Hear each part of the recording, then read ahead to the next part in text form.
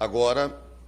para fazer sua apresentação, passo a palavra ao senhor Rafael Zanata, da Coalizão Direitos na Rede, para sua apresentação por 10 minutos.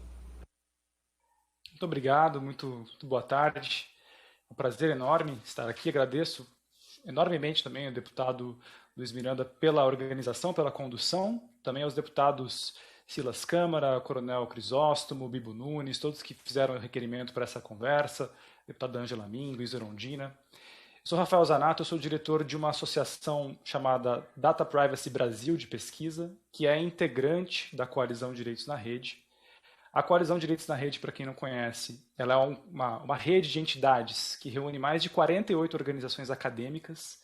e da sociedade civil em defesa dos direitos digitais e tem como temas principais acesso à internet, liberdade de expressão e proteção de dados pessoais e privacidade. Então, o endereço da coalizão é direitosnarrede.org.br. Para quem não conhece, fica o convite para conhecer o trabalho dessa coalizão, que trabalhou fortemente na construção do Marco Civil da Internet, trabalhou fortemente na criação da Lei Geral de Proteção de Dados Pessoais, está profundamente envolvida agora na discussão da legislação sobre liberdade e responsabilidade, a chamada Lei das Fake News, que tem um trabalho coletivo.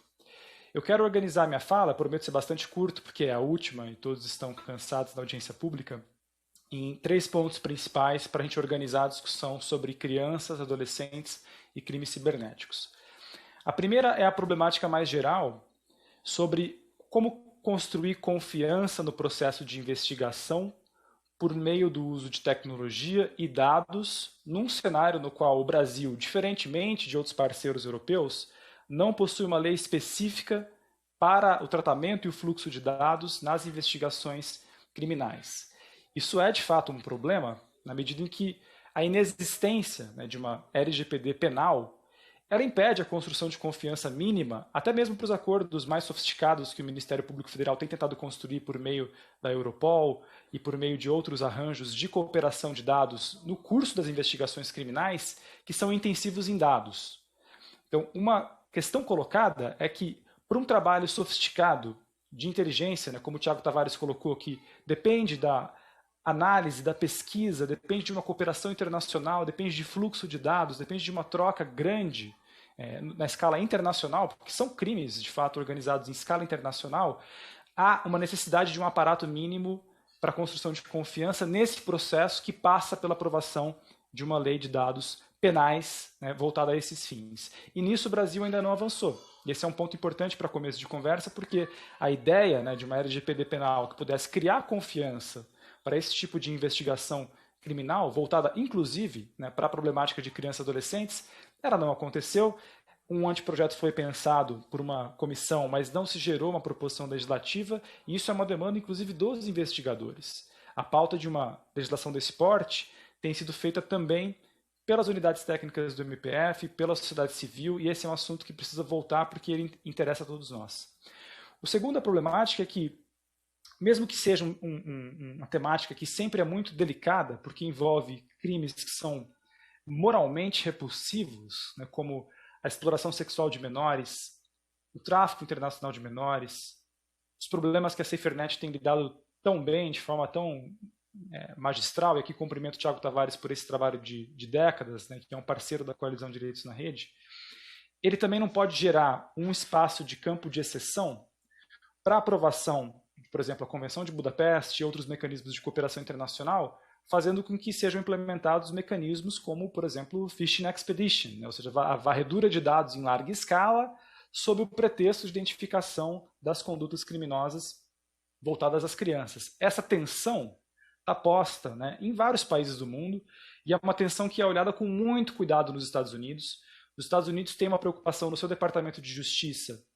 de garantir que esse tipo de tática de coleta de dados massiva no curso da investigação criminal seja feita com o devido processo, seja feito com amparo de legalidade, com a determinação dos suspeitos e a probable cause, na causa provável que vai conduzir a investigação criminal, de modo a impedirmos que se crie um mecanismo que simplesmente varreduras massivas de dados e coletas massivas de dados possam ser feitas no curso da investigação, sem a determinação de por quê, como, a partir de quais suspeitos, e qual que é o aparato de investigação por trás que dá sustentação a essa prática. Isso é um assunto prioritário no Departamento de Justiça dos Estados Unidos, isso é um assunto prioritário na Unidade de Justiça da União Europeia, que tem feito um alerta sobre como adotar corretamente a Convenção de Budapeste, como sofisticar os instrumentos de investigação criminal para que esse tipo de tática mais agressiva da perspectiva dos direitos coletivos seja feita com cuidado. Então, isso é um alerta importante sobre os próximos passos do Brasil. Tivemos a aprovação da Convenção de Budapeste numa primeira etapa, estamos num processo de discussão da reforma do Código de Processo Penal, estamos num processo de discussão sobre o capítulo das provas digitais e os poderes de investigação que vão ser colocados ao Ministério Público, aos investigadores federais. Então, é preciso que o Brasil siga a tendência internacional de respeito aos direitos fundamentais na ampliação desse tipo de poder para instrumentalizar a correta investigação de crimes cometidos contra crianças. O terceiro ponto, e meu último ponto antes de encerrar, é que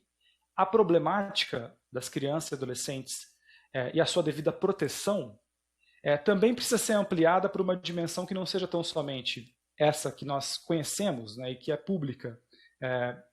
dos crimes classicamente conhecidos como pedofilia, o tráfico internacional e outros, mas por uma nova agenda que tem se descortinado, especialmente pelo trabalho que a gente tem visto no Reino Unido, na Itália e em vários outros países, de uma agenda de uma internet segura para as crianças, voltada também a uma contenção da exposição a telas e aos aplicativos, a uma agenda de portões de entrada, chamado de Age Gate, e tem dados recentes produzidos pelo Fernando Paiva, por exemplo, mostrando que no Brasil 30% já das crianças de 0 a 2 anos estão diante de tela, que há uma explosão de consumo de smartphones por crianças até 6 anos. Isso inaugura a agenda da gente olhar com muito cuidado também a exploração comercial das crianças na internet, também as táticas de induzir as crianças ao vício e a um comportamento danoso no ambiente online. Isso é uma agenda que tem mobilizado uma parceria entre autoridades nacionais de proteção de dados pessoais, investigadores federais desses países e uma agenda de online safety, de segurança para as crianças, por meio também da conscientização, da educação, da ampliação sobre os próprios direitos nas escolas, da construção de uma agenda cívica sobre como usar a tecnologia de forma responsável e de muitos outros eixos educacionais. Nós tivemos casos alarmantes, por exemplo, o caso Antonella, que ficou famoso no começo desse ano, onde uma garota de 10 anos se suicidou depois de um jogo, por meio de uma plataforma de internet. Outros exemplos dramáticos também de indução do comportamento danoso nas crianças online, e tudo isso faz parte do conjunto de preocupações do tipo de agenda que a gente pode construir no Brasil sobre crianças e adolescentes, que não seja simplesmente uma agenda voltada à identificação dos ilícitos e dos tipos penais e da ampliação da investigação penal, mas que também olhe com muito cuidado para a estabilidade psicológica das crianças, que olhe com muito cuidado para a indução da coleta de dados massiva e do vício e da indução das crianças numa exploração comercial, como tem trabalhado aqui o Instituto Alana, o Data Privacy, várias ONGs no Brasil, inclusive o ITS, que lançou agora um livro sobre proteção de dados e crianças, uma coletânea aberta, com materiais de sobra, atacando esse problema. Então, com isso eu encerro com um minuto e meio de antecipação, também provocando essa agenda maior que está na temática do seminário e coloco as entidades que integram a Coalizão de Direitos na Rede à disposição, o deputado Luiz Miranda, seus assessores e a Câmara, para prestar maiores esclarecimentos, enviar a documentação desses eixos que eu citei e permanecer em constante colaboração com o Parlamento. Obrigado, deputado, prazer enorme estar aqui e parabenizo pela condução dos trabalhos.